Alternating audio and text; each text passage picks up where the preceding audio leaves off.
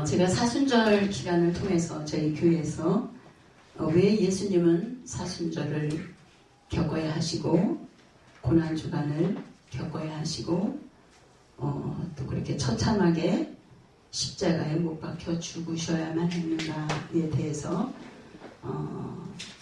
이 요한복음에서 말씀하고 있는 내가 참 포도나무요 내 아버지는 그 농부라 라는 말씀을 가지고 창세기에서부터 그 자원을 찾고 그 자원을 우리에게 주신 그 하나님의 말씀을 따라 살아가는 자들이 복 있는 자들인 것에 대해서 말씀을 나누고 또 하나님께서 우리에게 주신 그 자원을 활용하지 못하고 사용하지 못함으로 진노의 대상이 되고 하나님 앞에 쓰임받지 못하는 하나님 앞에 불법을 행하게 되고 하나님께 원수가 되게 되는 이런 것에 대해서 말씀을 나누고 있습니다. 자, 오늘 하나님의 말씀에 나는 참 포도나무다라고 예수 그리스도께서 말씀하고 있습니다. 너무나도 우리가 잘 알고 있는 말씀이고 또 이 말씀을 통하여서 우리가 설교를 너무너무 많이 들었습니다. 내가 참이라는 단어를 집어넣고 포도나무라고 말씀하신 예수님. 예수 그리스도께서는 참이라는 단어를 통하여서 내가 곧 진리요, 진리요, 생명이요 라는 말씀을 여기서 확인시켜주는 말씀이기도 합니다. 포도나무다라고 말씀하십니다. 포도나무를 이끌기 위해서, 포도나무를 세우기 위해서, 포도나무를 또한 많은 가지를 치기 위해서는 또 반드시 농부가 필요하다고 말씀하시죠. 참 포도나무에 있는 그 자원, 하나님께서 우리에게 주신 이 자원을 우리는 지금 얼마만큼 활용하고 그 자원을 가지고 사용하고 그 자원에서 뿜어져 나오는 그 능력과 또한 그 풍성한 은혜를 우리는 지금 얼마나 많이 공유하고 있는지 말씀을 통해서 나눠보려고 합니다. 창세기 2장에서 보면 강줄기에 대해서 말씀하고 있습니다. 이 강줄기에는 4강줄기로 갈라져 있는 것을 우리가 보게 되죠. 거기에서 첫 번째의 강줄기를 보게 되면 비손이라는 강이 있습니다. 그 비손이라는 강의 히브리어의 뜻을 보면 풍성하게 흐르는 것이다 라고 말씀하고 있습니다. 하나님께서 우리에게 첫 번째 자원을 주신 것, 물론 에덴 동산에서 주신 많은 것들은 우리가 이미 다 알고 있는 것이고 그 중에서의 이 비손의 강줄기를 통하여서 내려주시는 이 풍성하게 흐르는 것들, 하나님께서 우리에게 풍성하게 흐르도록 주셨잖아요. 그런데 우리는 그 풍성한 삶을 현재에도 살지 못하고 있다. 하나님의 그 주신 은혜에 그 속에 들어가 있지도 못하고 또한 그 성령의 단비 속에서 또한 성령의 기름에 성령의 충만함 속에서 우리는 풍성한 삶을 살지 못한다. 영적으로도 풍성한 삶을 살지 못하고 또한 우리의 모든 정신적으로나 또한 환경적으로도 풍성하게 살지 못한다. 이것은 바로 우리가 그것을 활용하지 못하기 때문이라는 거죠. 그것의 특징은 금이 있고 은이 있고 보석에 있는 것을 보게 됩니다. 그 많은 물질들, 금이나 은이나 보석은 우리가 물질을 말하잖아요. 돈을 말하잖아요. 그 물질을 하나님께서 우리에게 풍성하게 부어주셨는데 우리는 언제나 그 물질을 다스리지 못하고 정복하지 못하고 늘 물질의 노예가 돼서 살고 있는 현실을 우리가 보게 됩니다. 개척을 할 때 제일 힘든 게 돈입니다. 여러분들 다 아시겠지만 저는 정말로 220만 원 갖고 시작을 했어요. 정말 고생 무지 많이 했습니다. 저는 20년 동안 하나님 앞에 부인했어요. 저는 절대로 종이 될 수 없다고. 안 된다고. 내놓을 것이 없는 사람이라고. 부인하고 그러면서 남편이 세상을 떠났고 그리고도 20년을 또 버텼어요. 그래서 결국은 저의 모든 재산이 탕진되고 오갈 데 없는 그런 가난한 사람으로 바뀌어져서 더 이상은 어떻게 할 수가 없어 두 손 들고 회개하고 주의 종에 순종하게 되었습니다. 여기에 위치된 지역은 우리가 뭐 성경을 연구하시고 보시는 분들은 다 알잖아요. 아라비아 인도 지역에 자리 잡고 있는 곳입니다. 두 번째의 강줄기는 기혼이라고 합니다. 기혼이라는 뜻은 히브리어로 차고 넘치도록 흐르는 것이다 라고 말씀하고 있습니다. 차고 넘치도록 흐른다. 강줄기가 흘러내려가야 그 나라가 부강해지죠. 강이 없는 곳은 물자 자원이 이루어질 수 없어요. 물류를 공유할 수 없기 때문에 강이 없는 나라는 절대로 부강해질 수가 없습니다. 그래서 아마 세계적인 나라들이 우리나라를 그렇게도 많이 넘보는 것 같아요. 사면이 다 강이잖아요. 바다잖아요. 여기에 위치하고 있는 것을 페르시아 만도의 지역에 거기에서도 아라비아 지역하고 가깝습니다. 또 특징으로는 여기에서는 나일강이라고도 말하죠. 또 히데겔 강이 있습니다. 그것은 화산처럼 빠르게 흐르다라는 말씀을 뜻을 갖고 있습니다. 티그리스 강이 나오는데 여기에는 아수르의 동편 지역에 있는 강입니다. 거기를 유브라데이 강이라고도 말씀하고 있죠. 여기의 뜻은 물맛이 달다라는 뜻을 갖고 있습니다. 물맛이 달다. 상쾌하다. 상쾌하다. 상쾌하다는 것은 신선하다. 깔끔하다. 이런 의미를 우리가 볼 수가 있습니다. 하나님께서 우리에게 에덴 동산에 주신 수많은 자원들 그 외에 인류에 덮어져 있는 석탄이나 가스나 전기나 기름이나 이런 모든 자원들 다 물질이에요. 하나님께서 우리가 살기에 가장 좋게 가장 아름답게 살 수 있도록 물자 자원을 다 만들어 놨어요. 뭐 과학자들은 그렇게 말합니다. 사람들이 노아 시대에 죽어가지고 그 기름이 짜져서 그것이 석유가 됐다. 또 나무가 다 부서져가지고 그것이 오랜 세월 동안 축적되어 있음으로 말미암아 그것이 석탄이 됐다.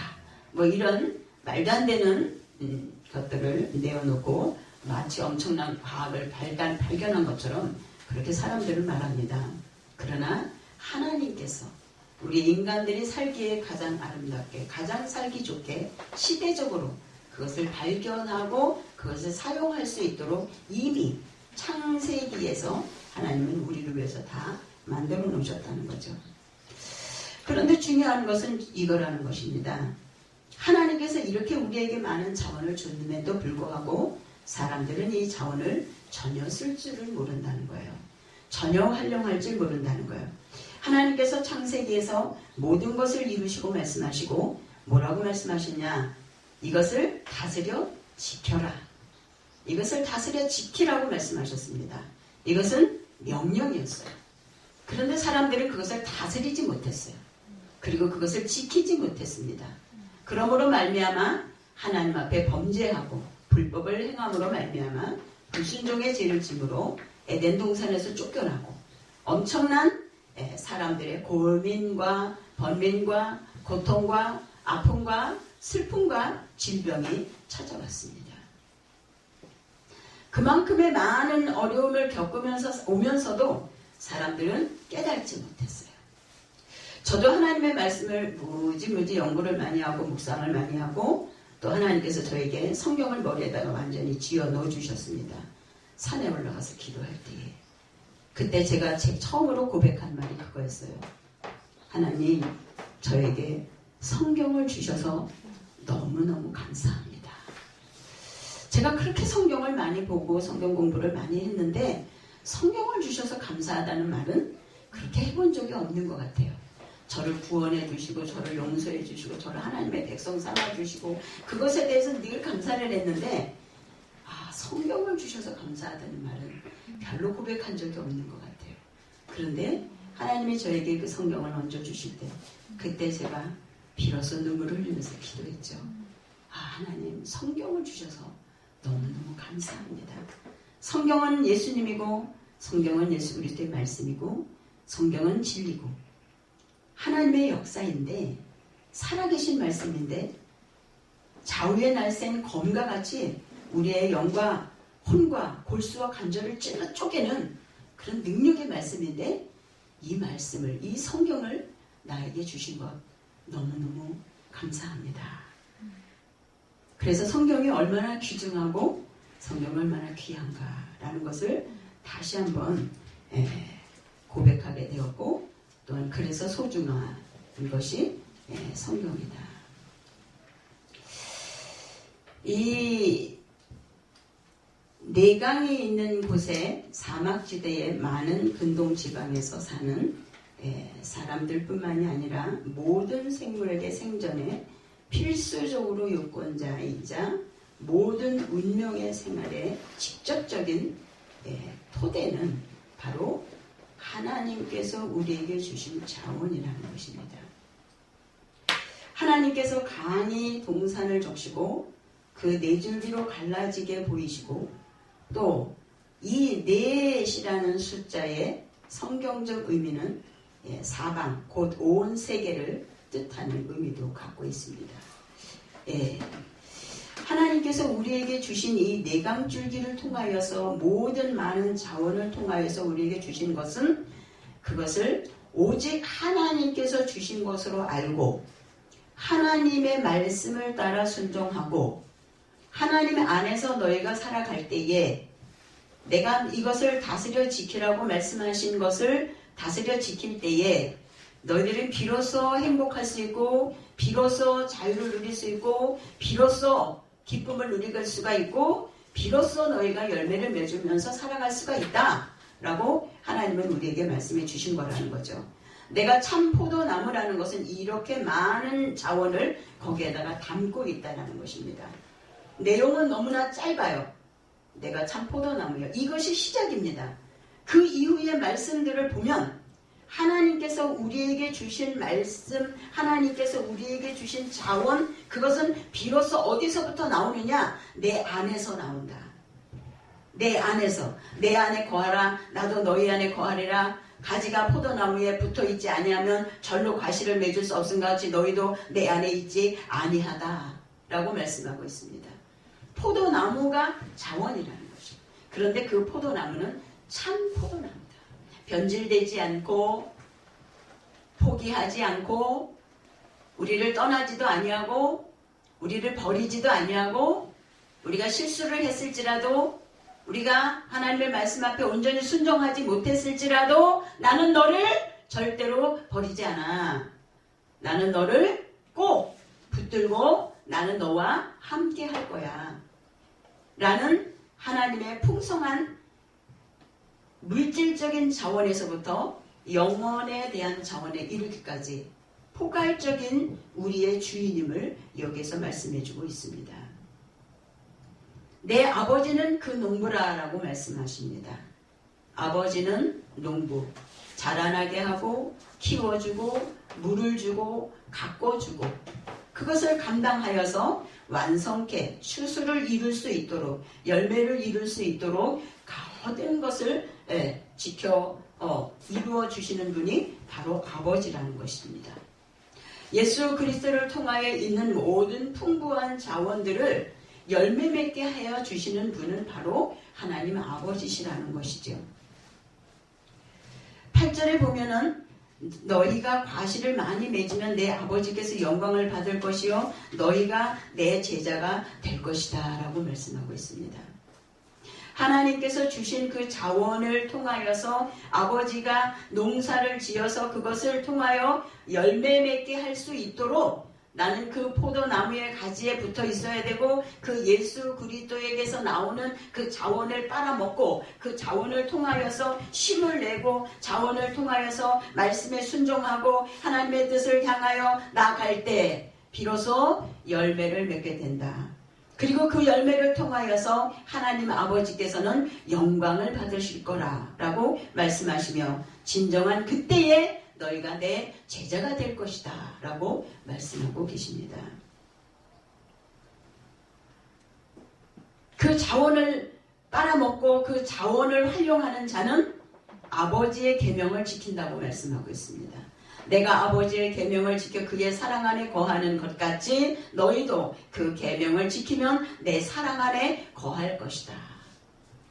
예수 그리스도에 통하여서 나오는 이 자원을 우리가 공급받지 않고서는 이것은 있을 수가 없는 얘기죠.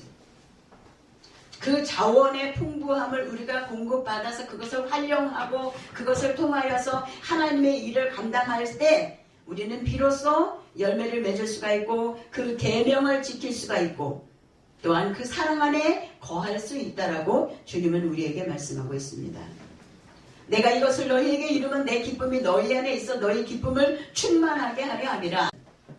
또한 하나님으로부터 주시는 무한한 은혜와 축복을 받을 수 있는 그 십자가의 은혜와 능력을 공급받을 수 있는 것이라는 것을 오늘 주님께서는 우리에게 말씀해주고 계십니다.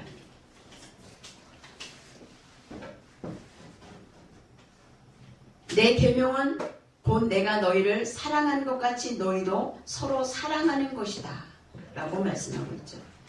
우리가 예수 그리스도에 접붙임되어 있지 않다면 그 자원을 공급받지 못한다면 우리는 절대로 사랑할 수 없는 사람들이에요. 원수를 사랑하라. 원수를 위해서 축복해줘라. 오른밤을 때리거든 왼밤을 내어내라. 친구를 위해서 우리를 가자 하면 심리를 가자 라고 말하는 것은 그것을 순종하기 위해서는 그 안에 거하여 있을 때 그 자원을 공급받을 때만이 그것을 내가 할 수 있다는 거죠. 그것을 공급받지 못하는 자는 절대로 그것을 할 수가 없다.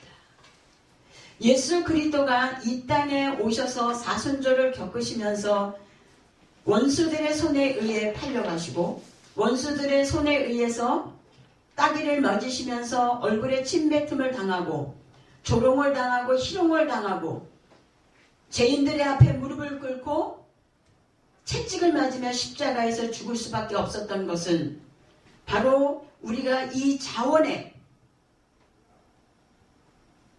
지키라고 말씀하신 것에 대해서 불순종한 결과요.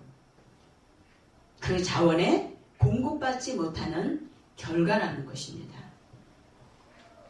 그러므로 우리가 예수 그리스도가 이 땅에 오셔서 십자가에 죽으셨다는 이 사순절이 우리에게 주는 의미가 단순하게 십자가에 못 박혀 죽으셨다라는 그것뿐만이 아니라 원초적으로 인간들이 하나님의 말씀 앞에 서지 못함으로 인하여서 오는 이 많은 시행착오며 불순종이며 죄며 하나님을 영화롭게 하지 못하는 인간들의 말할 수 없는 죄 악성이기 때문에 주님은 이것을 감당하실 수밖에 없다는 것을 창세기에서부터 우리가 다시 한번 훑어서 우리의 신앙을 돌아보고 나는 지금 그 자원을 공급받고 있는가?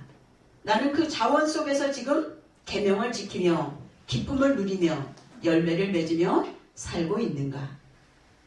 정말 지금은 너무나도 많이 예수 그리스도가 비하되고 예수 그리스도의 그 능력에 대해서 많이 희석되어져 있는 이런 시대에 우리가 살고 있습니다.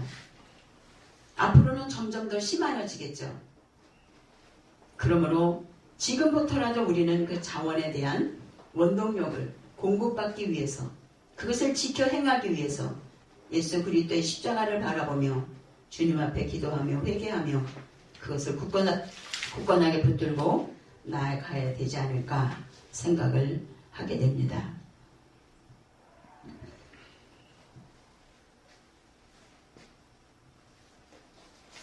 내가 이것을 너희에게 이루면 내 기쁨이 너희 안에 있어 너희 기쁨이 충만하게 하라는 이 말씀. 함께하다, 나누자, 공유하다 이런 의미를 갖고 있습니다. 우리가 하나님과 기쁨을 누리고 하나님 안에서 충만함을 누리게 되면 나의 옆에 있는 사람에게도 이 충만을 누리게 되고 이 기쁨을 누릴 수 있는 것인 줄 믿습니다. 우리 모두가 이와 같이 예수 그리스도의 자원을 온전히 공급받고 그것을 활용해서 예수 그리스도와 함께 나누고 예수 그리스도와 함께 공유하며 기쁨과 행복을 누리며 살아가는 복된 은혜가 있기를 예수 이름으로 축복합니다. 기도하겠습니다.